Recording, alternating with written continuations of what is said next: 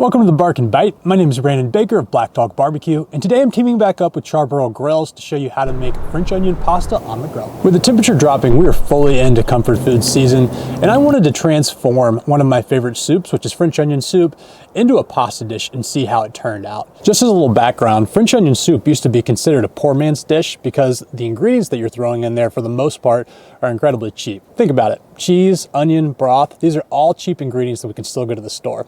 Now I'm going to dress it up a little bit today to add my own spin to it and then just to add a little bit more depth to the dish as well. Now whether you're making a traditional French onion soup or you're turning it into a pasta dish like I'm doing it today, the star of the show is always going to be the onions. The reason that is because you're going to be caramelizing those onions, which does take a little bit of time, but it adds a ton of flavor. You get a lot of sweet notes as well as a deep savory note, which again, we're going to pair with a steak today, and I think it's going to go together really well. Now, typically when I'm grilling something, we start with the meat because that takes the most amount of time to cook and to prepare, but that's not the case today. Like I mentioned a second ago with those caramelized onions, because of the amount of time those caramelized onions are going to take to cook, we're gonna start there and we'll work the steak in as we continue with the pasta dish. So the first thing that I'm gonna do is I'm gonna quarter and slice onions. Then I'm gonna throw it into a pan with some butter and we're gonna saute those and caramelize them like I've mentioned a few times now.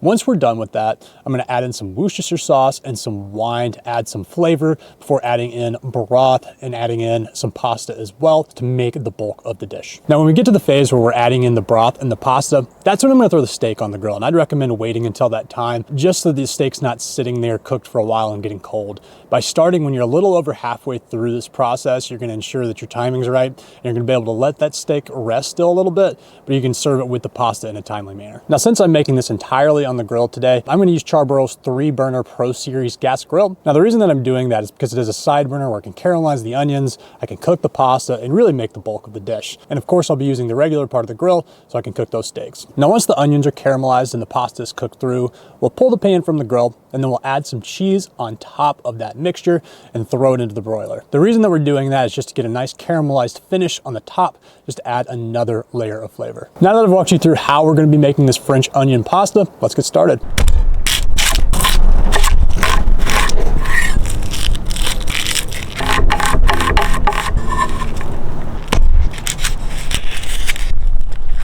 Today I'm going with top sirloin steaks to pair with this French onion pasta. Really, this is preference though, so go with the steak that you like the best. I chose these today honestly because of the fact they were on sale at the supermarket, but again, go with your preference there, whether you want ribeyes, whether you want a New York strip, or whatever it might be. But I'm gonna season these up here with a 1-to-1 salt to pepper ratio mix, and then I'm gonna let it sit out for a little bit so that salt can penetrate the meat, give it some extra flavor, and also help to tenderize it a little bit.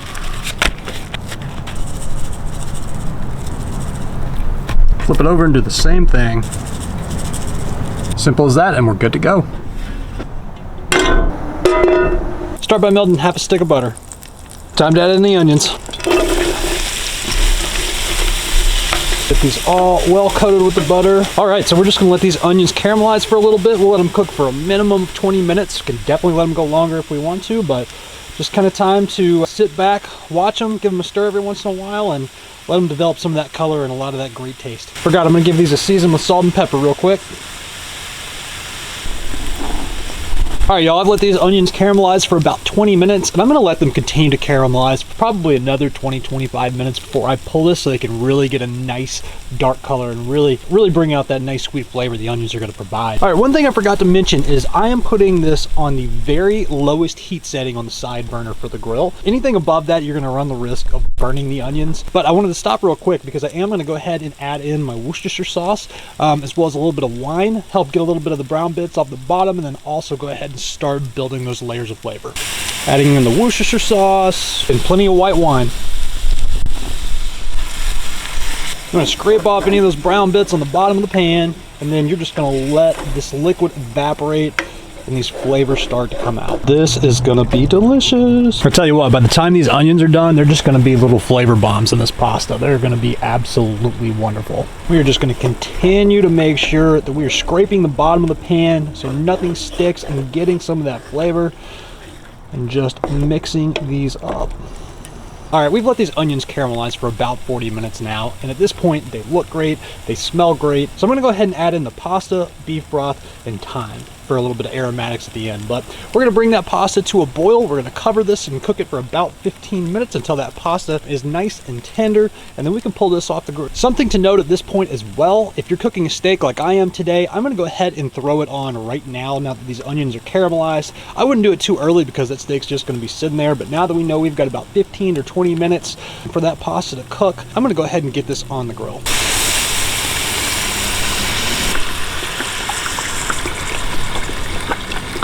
I'm using fettuccine today for my pasta, but feel free to use whatever you have on hand or whichever pasta you prefer. All right, now I'm briefly increasing the heat to high here so we can bring this back up to a boil. Then I'm gonna reduce it back down to its lowest setting and cover this so we can let this simmer and let that pasta cook.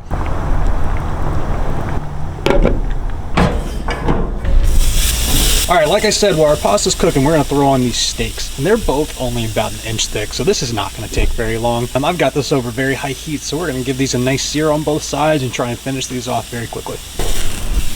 All right, like I mentioned, these steaks are gonna cook real fast, so it's only been on for about 10 minutes. This guy right here in the back is already done. He's registering about 135, so I'm gonna pull that, let the other one continue to cook for another minute or two. That's about all it'll take. Checking back in another minute or two later here, and we are registering easily in the range we're looking for. Yep, 132, 133 degrees. That's exactly what I'm looking for a steak. So we're gonna pull this guy. That is a good looking steak.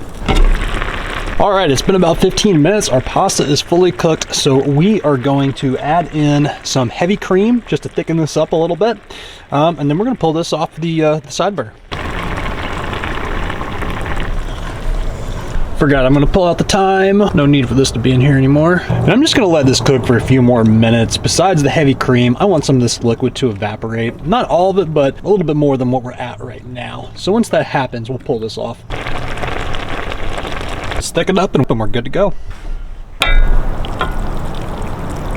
All right, now as you can see, I just transferred the pasta into a shallower pan, and I did that for the final step here. But we haven't talked about this yet, but basically what I'm going to do is I'm gonna add a little bit of cheese on top here, and then I'm gonna throw this pan into a broiler just so we can get a nice browning happening to that cheese, and we can do that super quick.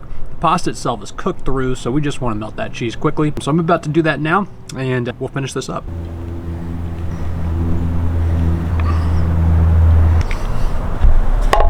This literally only needed about a minute in the broiler and it was good to go. All right, so we're just gonna slice these steaks up and throw it on the pasta to finish.